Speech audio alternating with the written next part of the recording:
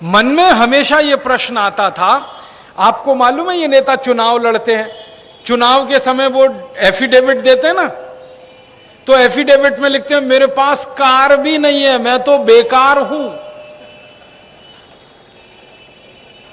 आप कल्पना कर सकते हो, इस देश की सत्ता व्यवस्था के शीर्ष पर बैठा हुआ कोई नेता एफिडेविट में लिख रहा है मेरा घर नहीं है, मेरे पास कार नहीं है, मैं तो किराए के घर में रहता हूं, मैं तो किराए की कार में चलता हूं। कोई पार्टी का अध्यक्ष ये कहे कि मेरा अपना घर नहीं है, मेरे पास कार नहीं है, बैंक बैलेंस वाला है ही नहीं इस देश में, और किसी को मौका भी नहीं है लूटने का इस देश में, या तो अधिकारी लूटेगा या तो नेता लूटेगा, तो लूट तो रहा ही है। लेकिन जब चुनाव लड़ते हैं और घोषणा पत्र देते हैं, एफिडेविट देते हैं, उसमें लगता है कि इनके पास तो कुछ नहीं है, तो है कहां फिर ये। इसको जब हमने खोजना शुरू किया तो पता चला ये सारा पैसा लूट लूट के विदेशी बैंकों में जमा करते हैं, यहां नहीं रखते। यहां रखेंगे तो पकड़ा जाएगा, किसी ना किसी दिन छापा पड़ जाएगा, सीबीआई का हो सकता है, एनफोर्समेंट डायरेक्टरेट का हो सकता है। तो बहुत चालाक और हरामी नेता हैं, लूटते तो हैं, ले जाके विदेशी बैंकों में जमा कर देते हैं। फिर हमने खोजना शुरू किया कि विदेशी बैंकों में कितना जमा किया हुआ है, तो स्विट्जरलैंड नाम का एक देश है, वहां की बैंकों ने नेताओं का पैसा रखा हुआ है। वहां 36 बैंकें हैं, जैसे अपने देश में है ना state bank of India, Punjab national bank, Canara bank, ऐसे ऐसे स्विट्जरलैंड में कुछ बैंकें हैं। एक का नाम है bank of Geneva, bank of Zurich, bank of Switzerland, ऐसी 36 बैंकें हैं। उन बैंकों में नेताओं के खाते खुले हैं, भारत के नेताओं के, उनमें पैसा रखा हुआ है।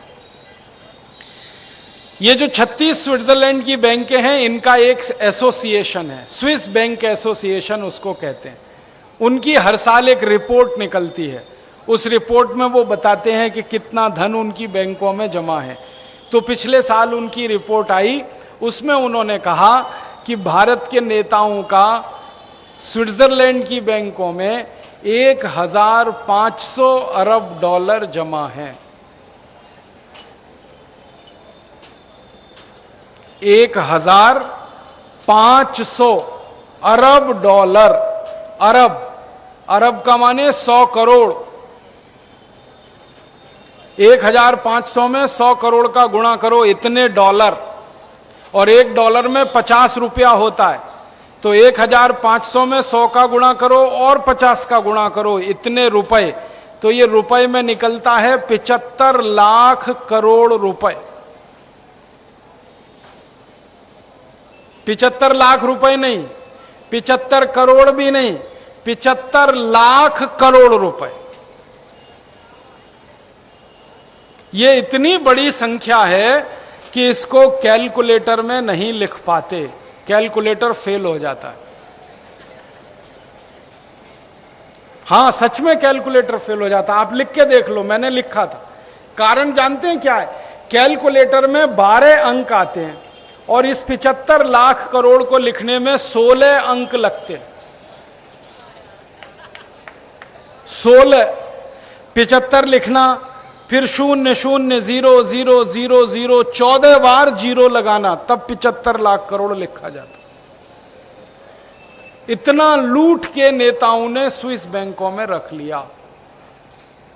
फिर थोड़े दिन बाद एक और जानकारी मिली, स्विट्जरलैंड के अलावा कुछ और देश हैं दुनिया में। एक छोटा सा देश है, उसका नाम है पनामा, बहुत छोटा सा। एक छोटा सा देश है, उसका नाम है गिनी बिसाऊ, बहुत छोटा सा। फिर एक छोटा सा देश है, उसका नाम है ट्रिनिडाद। फिर एक छोटा सा देश है, उसका नाम है टोबैगो। ऐसे 70 देश और हैं, वहां भी भारत के नेताओं के खाते खुले हुए हैं। और उन देशों की बैंकों में 35 लाख करोड़ और जमा किए हुए हैं। माने कुल मिलाकर 110 लाख करोड़ रुपया भारत के हरामी निकम्मे नेताओं ने लूट लूट कर विदेशी बैंकों में रख लिया। आप बोलो इनको हरामी न कहें तो क्या कहें? इससे अच्छा शब्द है आपके पास तो मुझे बता दो, मैं कहूंगा।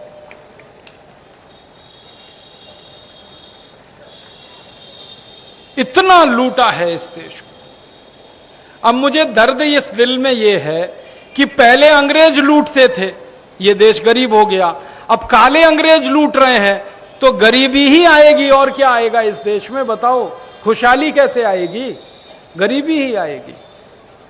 इसका मतलब बिल्कुल साफ है कि इस देश की गरीबी अगर मिटानी है तो ये लूट बंद करानी पड़ेगी, नहीं तो ये गरीबी हटेगी नहीं, मिटेगी नहीं।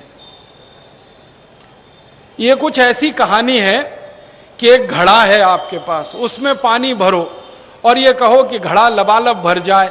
ये तभी संभव है जब घड़े में छेद ना हो, और घड़े में बीसियों छेद कर दें, कितना भी तेज नल के नीचे रख दो वो कभी भर ही नहीं सकता, क्योंकि पानी उसमें से निकलता रहता है।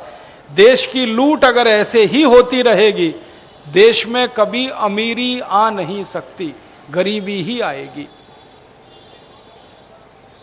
इन अधिकारी और नेताओं ने कितना लूटा है इस देश को, मैं कुछ बताता हूं आपको। मैं महाराष्ट्र में पिछले 10 साल से रहता हूं। महाराष्ट्र में एक नेता है, नाम नहीं लेता मैं उसका, हाँ, क्योंकि मामला थोड़ा गंभीर है। देखिए, आप तुरंत समझ जाएंगे, 1 मिनट लगेगा आपको समझने में, नाम नहीं लूं तो भी समझ जाएंगे। वो नेता के घर में 20 साल पहले खाने को रोटी नहीं थी, पहनने को कपड़ा नहीं था, दूसरों की जेब से पैसे निकाल के बंबई जाता था, बस में बैठ के, ट्रेन में बैठ के। अब उसको मौका मिल गया मुख्यमंत्री बनने का, केंद्र सरकार में मंत्री बनने का। आज उस अकेले नेता के पास बंबई से पूना के बीच की हजारों एकड़ जमीन है, एक नेता के नाम से।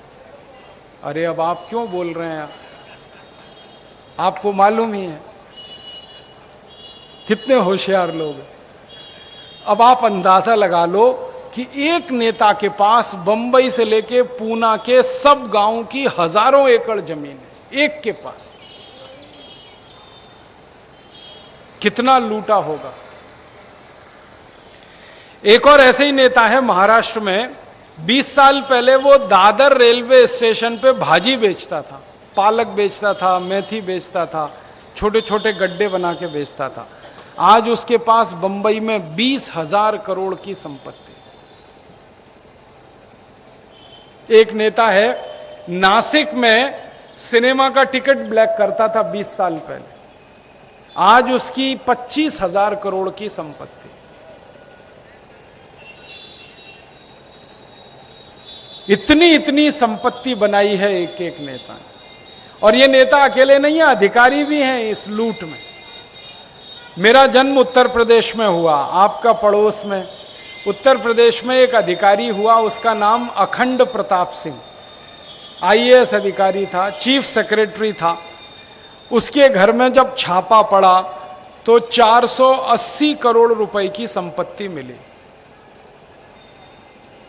और CBI ने जब छापा मारा तो यह बताया गया कि यह उसका एक घर है, ऐसे 20 घर और हैं।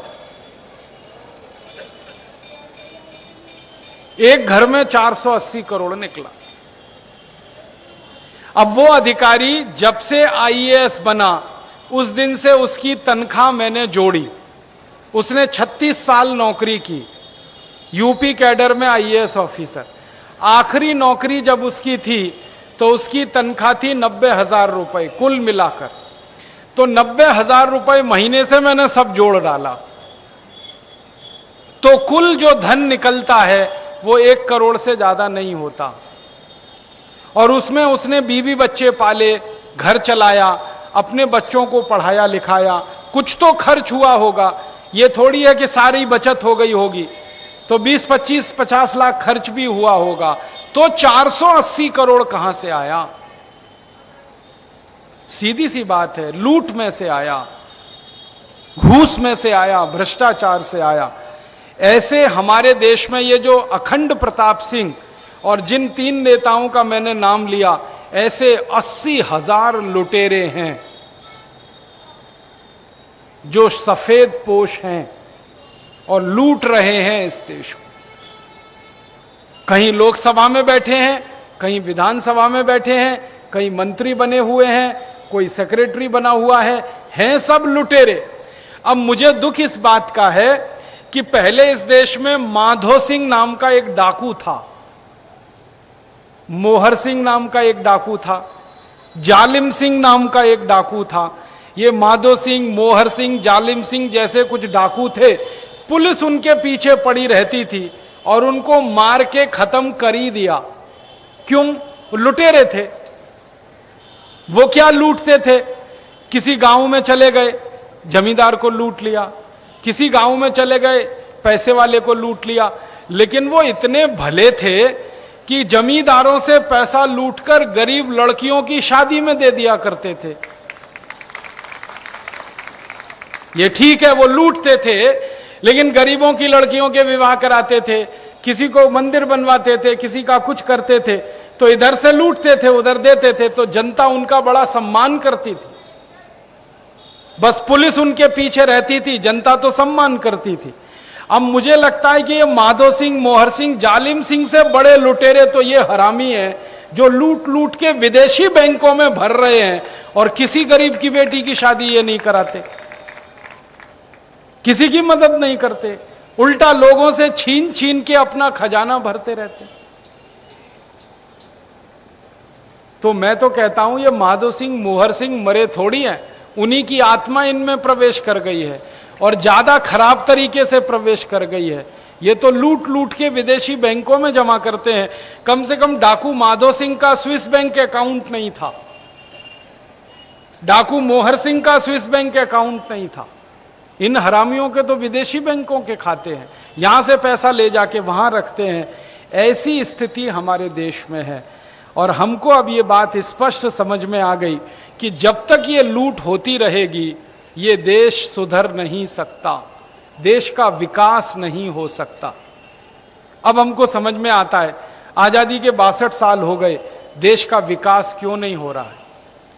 इस देश में 3 लाख गांव हैं जहां बिजली नहीं। आप सोचिए, आपके गांव में तो नसीब अच्छा है, 10 घंटे बिजली आती तो है। मेरा जहां जन्म हुआ उत्तर प्रदेश में, वहां तो 1 घंटे क्या 1 मिनट बिजली नहीं आती, क्योंकि बिजली ही नहीं है मेरे गांव। एक बार एक मुख्यमंत्री को मैंने शिकायत की मेरे गांव में बिजली नहीं है, तो मुख्यमंत्री ने कहा अच्छा मुझे मालूम नहीं है। मैंने कहा कुछ करो, तो उसने खंबे गड़वा दिए बिजली के, तार उनमें अभी भी नहीं है, खंबे गड़े हुए हैं। अब किसी दूसरे मुख्यमंत्री को शिकायत करूंगा तो तार लगवा देगा, फिर बिजली कब आएगी? वो हो सकता है पंचवर्षीय योजना खत्म होते होते आए।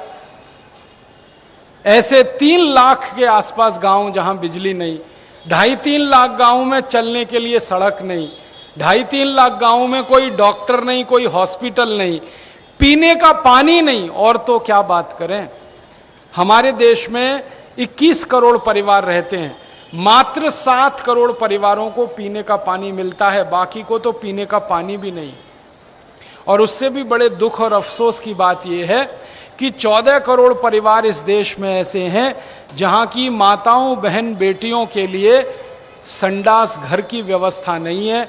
उनको सड़क के किनारे बैठकर अपने दैनिक जीवन की जरूरत को पूरा करना पड़ता है। शर्म की बात है, आजादी के 62 साल में ये इस देश में होता है। क्या हुआ? विकास क्यों नहीं हुआ? पैसे लूटे गए, विकास होगा कहां से? और कितने पैसे लूटे जाते हैं आप अंदाजा लगाना चाहें तो केंद्र सरकार हर साल हमसे टैक्स के रूप में जो लूटती है वो 6.25 लाख करोड़ रुपए हर साल। आपको मालूम है केंद्र सरकार टैक्स लगाती है आपके ऊपर, उसमें से 6.25 लाख करोड़ वो ले लेते हैं। फिर 31 राज्य हैं इस देश में, मध्य प्रदेश, उत्तर प्रदेश, राजस्थान, पंजाब, हरियाणा, 31 राज्यों की राज्य सरकारें हर साल 12 लाख करोड़ लूटती हैं हमसे। और फिर म्युनिसिपल कॉरपोरेशन चलते हैं, नगर पालिका, नगर परिषद, वो अलग से टैक्स लेते हैं। नगर पालिकाओं का टैक्स अलग है, राज्य सरकार का टैक्स अलग है, केंद्र सरकार का अलग है। तीनों स्तर पर टैक्स के रूप में एक साल में 20 लाख करोड़ रुपए लूट लेते हैं।